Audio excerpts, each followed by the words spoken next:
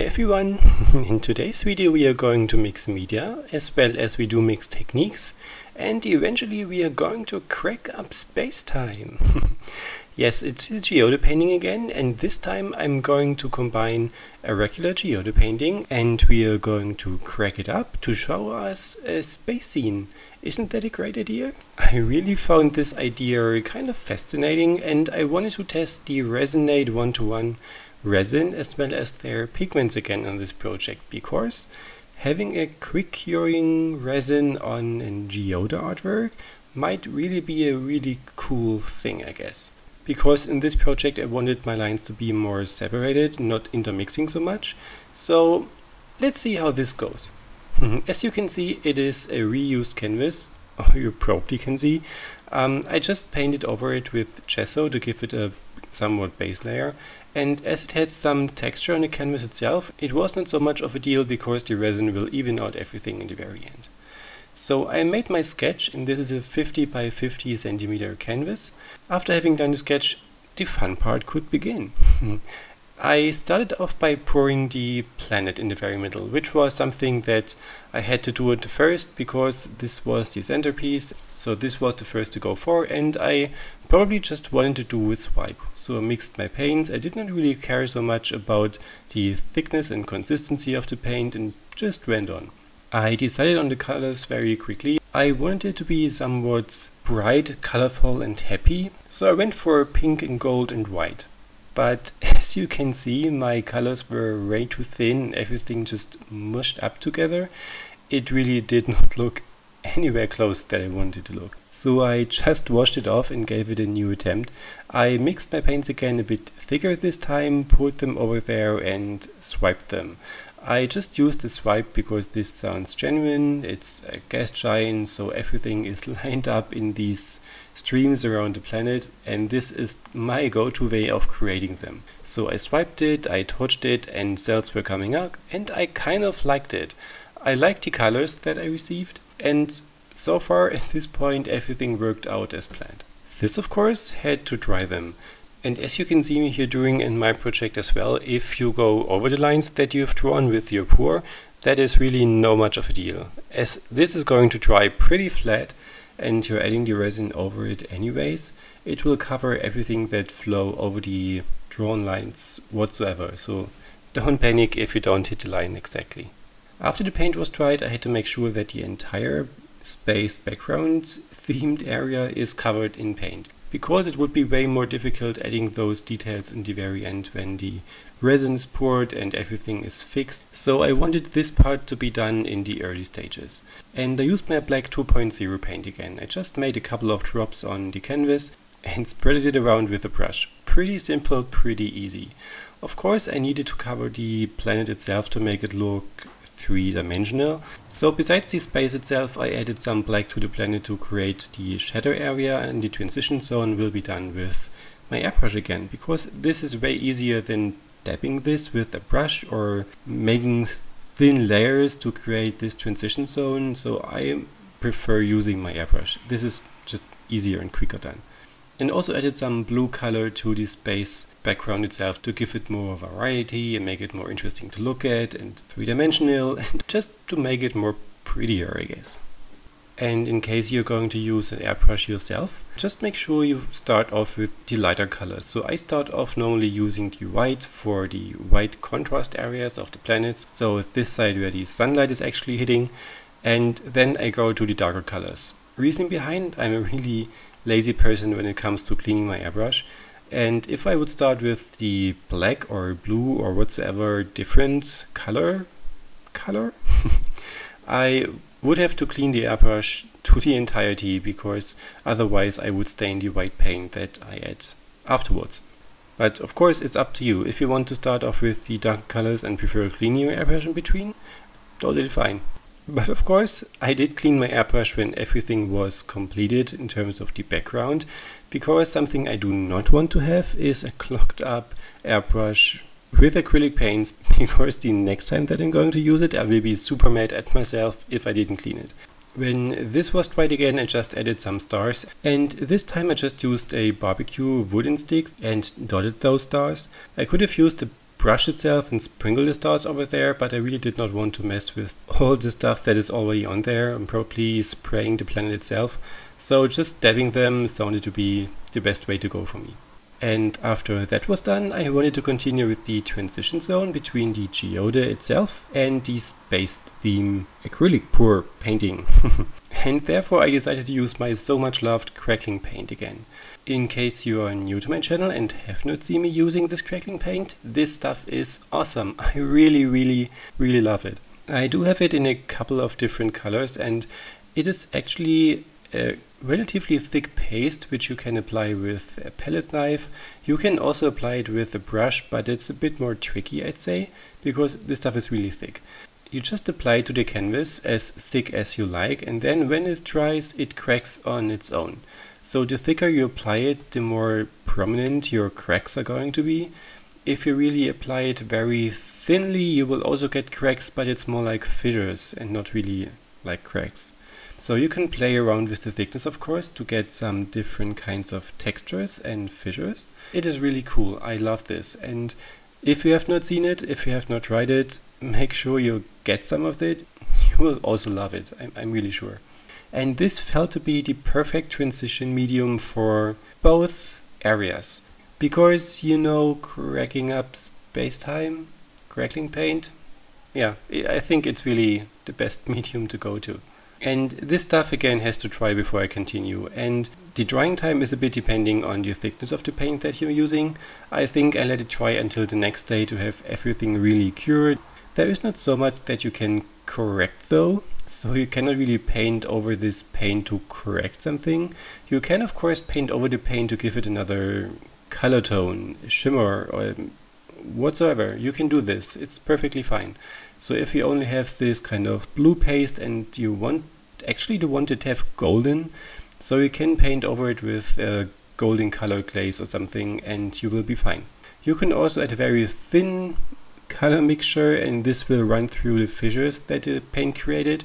It also has a cool look, but I personally love to have the color that you want to have the fissures and the cracks look like done before you add the paste. So if you want that your cracks are in a golden shimmer, just add some golden acrylic paints or whatever color you like on the canvas before, let it dry and add the paste on top of it. So we'll have the color of the paste itself and the underpainting color see through these cracks. Yeah, really cool stuff to play with. When you've seen my recent geode paintings that I did a couple of videos back, you might have noticed that I used this gold paste, which is the golden mica flake paste, and I added it to my pieces to give it a golden shimmer and to have some structure on there. Gold did not seem to be a perfect color match for this color scheme that I'm using here, and therefore I wanted and needed something silver. I did have nothing even close to the golden mica paste in terms of silver, so I had to create something on my own. And we are artists, you know, if we can't make it, we fake it. And I had to make my own mica paint substitute for this project here. What I did, I do have silver mica flakes. They are just the flakes, they have no medium or whatsoever attached, so just the plain flakes. And so I just mixed those flakes with my acrylic varnish medium, which dries clear, which is great, and it's liquid enough to combine all those things. Probably a bit too liquid, so I had to use more mica flakes than I intended, but it worked out beautifully. I just mixed both of them together, and if you do this, you can play around with the thickness of the mixture itself. I myself wanted it to be rather thick, so that nothing is really flowing around, so I needed a somewhat paste-like consistency.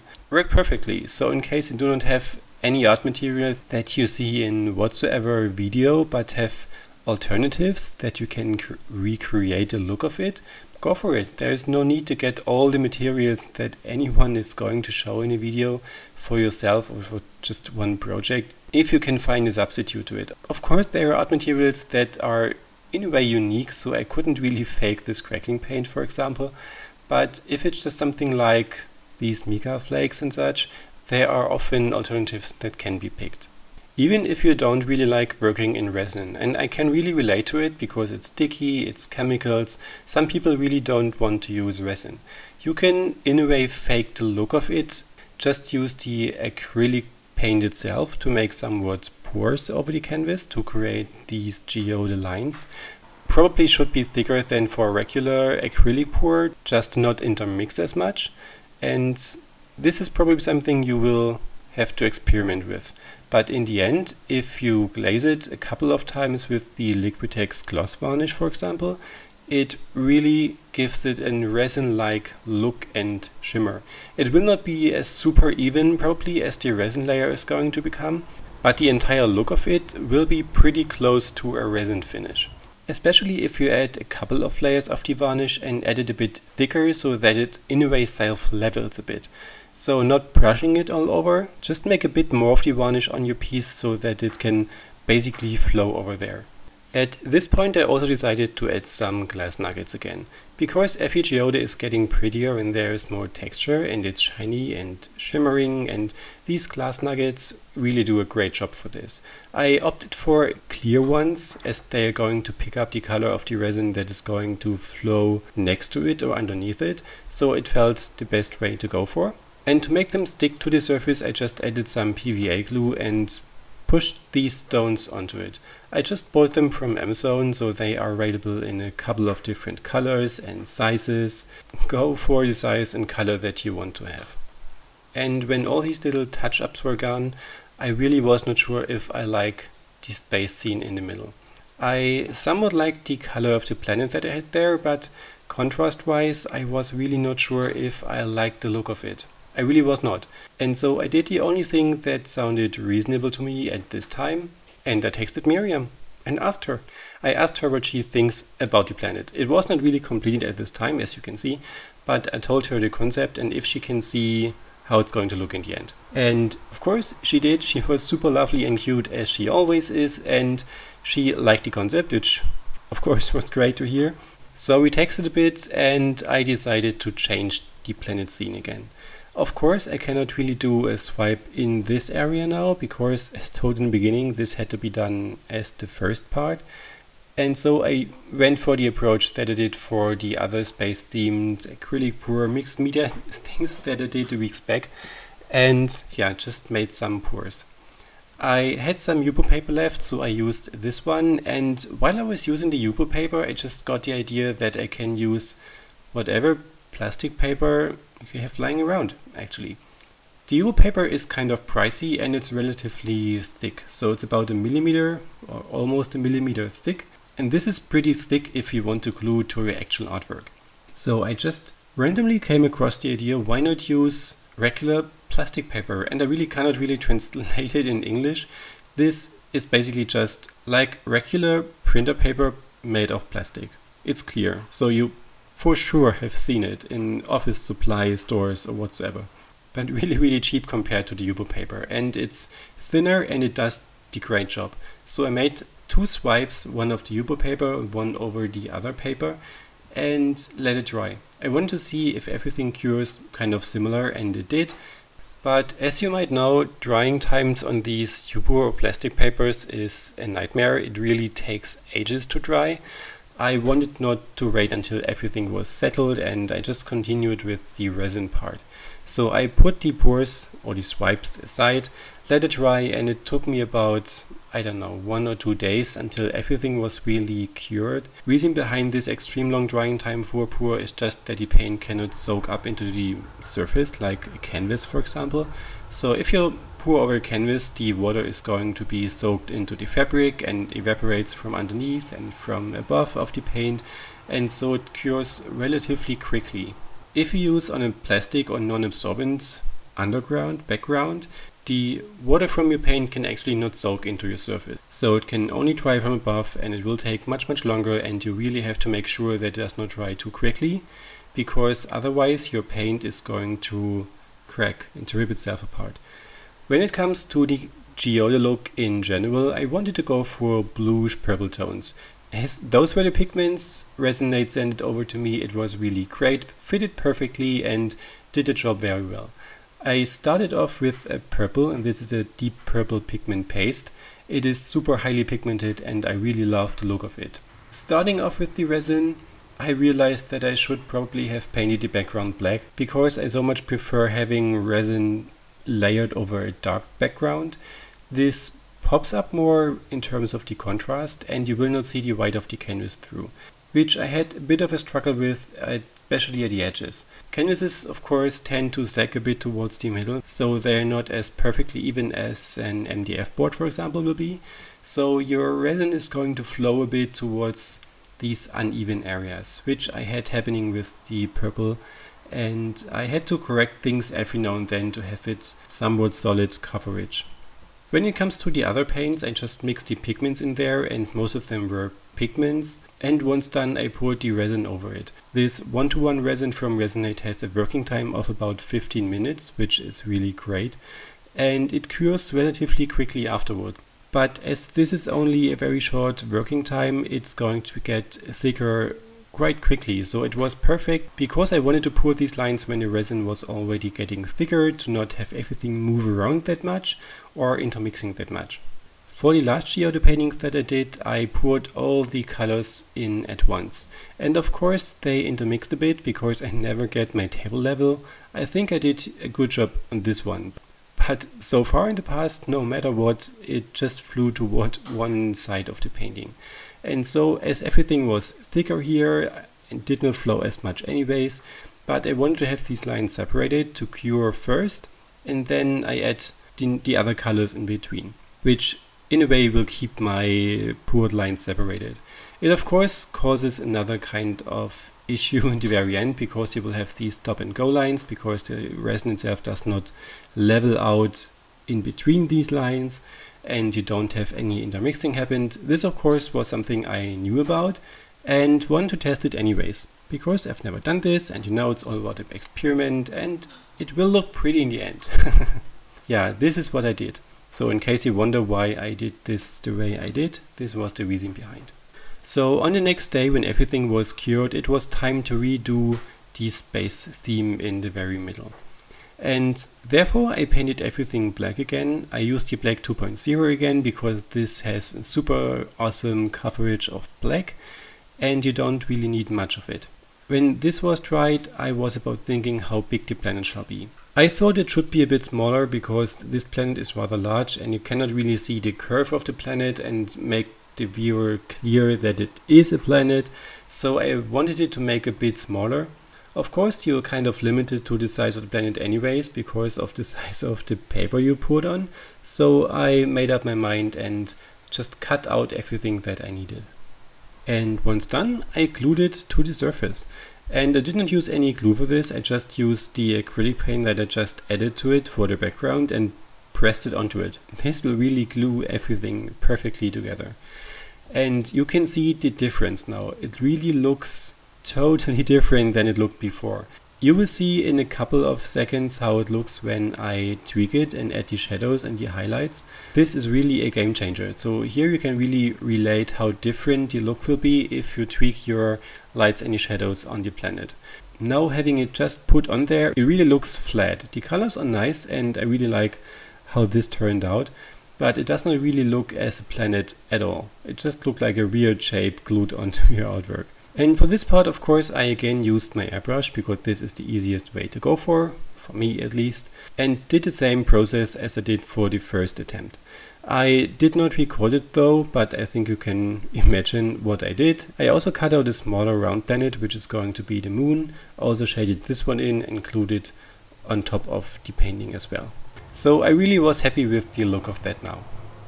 Once dried, the almost last thing that I had to do is just adding some clear resin over this area, because that combines the piece with the geode painting itself and it makes an even shiny look to everything, and it of course also pops the colors. Especially for the black and darker colors, the resin layer really brightens up everything and it looked super cool. And of course, as long as the resin was still in the liquid phase, I added some glitter to the crackling paste and to the space scene itself. Glitter is awesome, I really like it, and it brings some sparkle to everything, literally everything.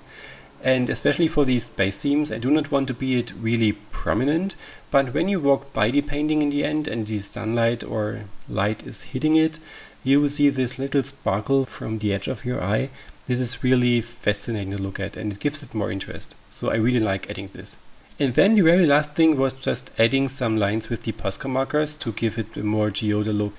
And this video again was particularly long, and I apologize for that. I hope that at least some of you made it until the end of the video and did not fast forward in the middle to see just the end result. I wanted to cover as many topics as possible because I often get the same questions on a couple of different projects, and so I wanted just to have everything covered for those who are new to my channel and re-watching my videos and still have some questions going. If you still have some questions to whatever part of the painting or topic, just make sure to leave me in the comment section below. I will be happy to answer them to you. I also have linked all the materials that I've used in the video description, so if you want to see what I've used, just go there and check it out. Most of them is linked to my German Amazon affiliate page, so if you cannot order from Germany itself, you can see what it looks like actually.